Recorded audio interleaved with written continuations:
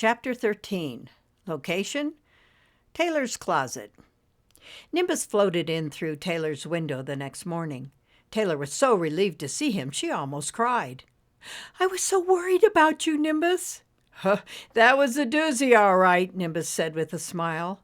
He was looking very white. "What was this closet thing all about yesterday?" "I'm starting a new business called The Closet Teller. Tamara and Abby, they were my first customers. They paid me $5. "The closet teller?" Nimbus asked. "Yes, it's my version of a fortune teller. They came to talk to their dead grandmother." "But they didn't seem to get what they paid for. Are you going to refund their money?" Nimbus started to form into a blackboard. "No reading today, Nimbus. It's Saturday. My parents are gone for the day at the flea market, and I have to prepare for the appointment with Tamara. She's not coming until 11 because she had to clean her room." Nimbus looked around Taylor's room and smiled. Maybe that's not such a bad idea. But first we need to keep up the lessons, even on Saturday.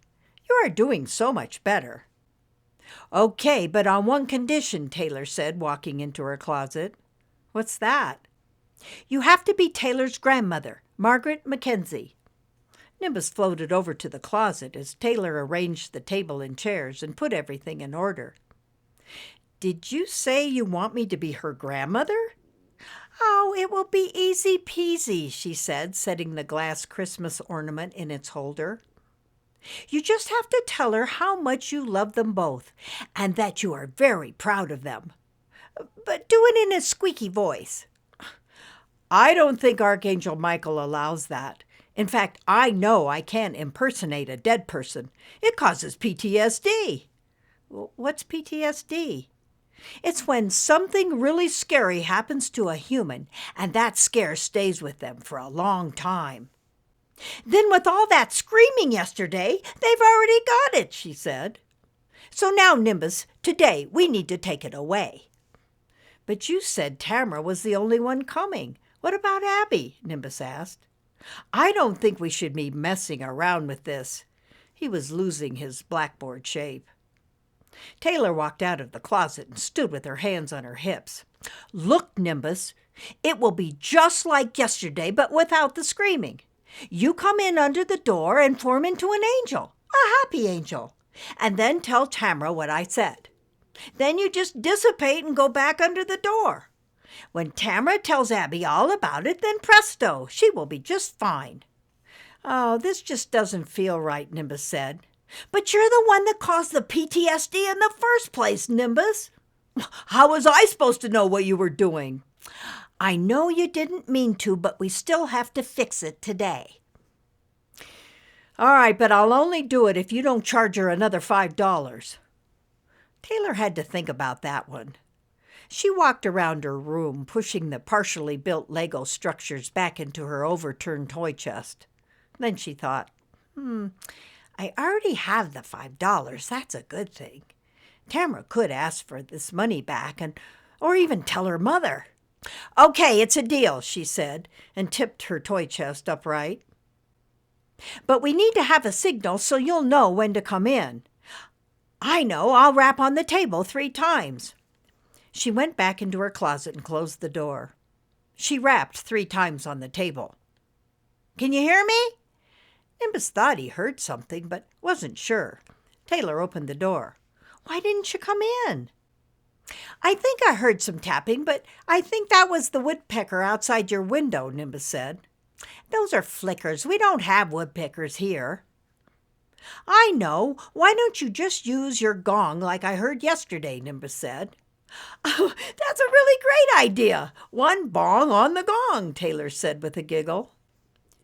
Tamara was dropped off at 11 o'clock as planned. She rang the doorbell, opened the screen door, and ran up the stairs. Taylor was waiting for her at her bedroom door. "Do you have PTSD?" Taylor asked, seeing Nimbus hiding at her window ready and waiting. "What's that?" Tamara asked, following Taylor into her closet. "Meaning you are scared and have bad dreams." "No." "Is your sister?" "No, why?" Taylor closed the door and sat down, positioning the gong in the right place. She covered her head with a purple shawl. Sometimes working with the other side makes people fearful, and they scream. Oh, I promise not to be scared and scream this time, she said, sitting down in the chair. Oh, and here's your money. Tamara reached into her pants pocket and placed the $5 bill on the table. Taylor looked at the money and covered it with her hand. She paused for a minute and then thought about Nimbus. Slowly, she pushed it back towards her. Since your sister didn't come and we didn't really talk to your grandmother, I can't take your money, Taylor said. Actually, Taylor really did want to grab up the money and stuff it in her Kleenex box. But a deal was a deal. Wow, thank you. I cleaned both my room and my sister's and even helped with the breakfast dishes to earn the money. Maybe I can treat you to the movies. Sure. Taylor really wanted Nimbus to be a good grandmother. She was liking her new friend Tamara more and more. She took a cleansing breath and closed her eyes. Tamara closed her eyes too. Nimbus, trying not to build, listened carefully for his cue as he waited outside of the closet door. He really wanted to help Tamara, but he still had reservations. He was thinking of all the things that could go wrong, like suddenly getting too excited and exploding in the closet, maybe even burning the whole house down. Then he thought about freaking out Tamara if she didn't believe that he was her grandmother. He went to the window and practiced saying loving things in a grandmother's voice. Hello, Tamara. Hello, dear. I'm your grandmother. Higher, higher, he said to himself and cleared his throat and tried again. Hello, dear Tamara. I'm your Grammy, he squeaked. He looked up in the sky as if Michael would appear at any moment. Then he remembered how singers and actors do their warm-up exercises before a show. He faced the window and started with, me, mamo, moo, moo, moo, me, mamo, moo, moo, moo, me, mamo, moo. He was loosening up. Then he remembered a silly rhyme. Sally sells seashells by the seashore, he said. Then he said it over and over, picking up speed. Sally sells seashells by the seashore. Sally sells seashells by the seashore. Sally sells seashells by the seashore. Sally shells sell by the seashore. Sally shells Oh, what's the use? Suddenly the door opened, and Taylor came out. She saw Nimbus and moved her hand for him to disappear out the window. He was worried he had been too loud, but Tamara emerged smiling. Thank you, Taylor, Tamara said as they walked down the stairs. I think I will just walk home and be in this special space. Okay, I'll see you at school on Monday, Taylor said, and for the first time ever hugged a friend. She was so moved she almost cried. She couldn't believe how she felt. Nimbus had done an amazing job. He had a gift. She walked back up the stairs. Nimbus, you can come out now, Taylor said, entering her bedroom. Oh, I wish I could hug you too. Nimbus floated in and saw how angelic Taylor looked. What happened? Oh, Nimbus, you did perfectly. You are the best. Taylor threw herself on their bed. I don't understand. I never went into the closet because I didn't hear the gong. Well, you entered before I had a chance to hit it, remember? You said, may I join you now? Nimbus didn't move or say anything. I just went with it since I could tell you were on a roll, Taylor said, raising her arms up to the ceiling. You even got yourself to look like an angel. She shaped her hands over her head like a halo. I never went into the closet, Taylor. Yes, you did, Taylor said and sat up abruptly.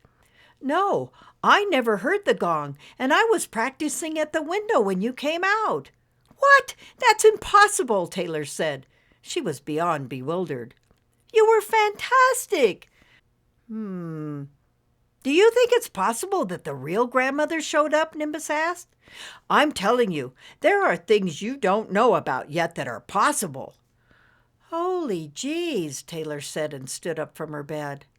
Taylor, You were able to help without me being a fake spirit, because there really are real spirits that help humans. I believe her real grandmother showed up." "Holy jeez," was all Taylor could say. Nimbus floated to the window. "I think you are going to do just fine from now on," Nimbus said. "You are doing good with your reading and will go on to the 3rd grade. And you will play the flute in the summer school band. But you need to listen to me, and you need to hear this one thing." "What?" Taylor said with extreme attention. "You need to understand that you have a gift. But if you misuse it, trying for fame or fortune, it will come back to hurt you. You need to trust me on this one." "You're acting like you're leaving," Taylor said. "My work is done here," Nimbus said, feeling very mature. Then he was feeling the loss. "No, Nimbus, I still need you. I feel in my heart that you are going to grow up to be a very meaningful human being. Just don't rush it." Nimbus floated out the window. His heart was aching. "Please, Nimbus, don't leave me," he heard in the distance. He was heading for the angel realm, knowing with all of his heart that he had done what he had been sent to do.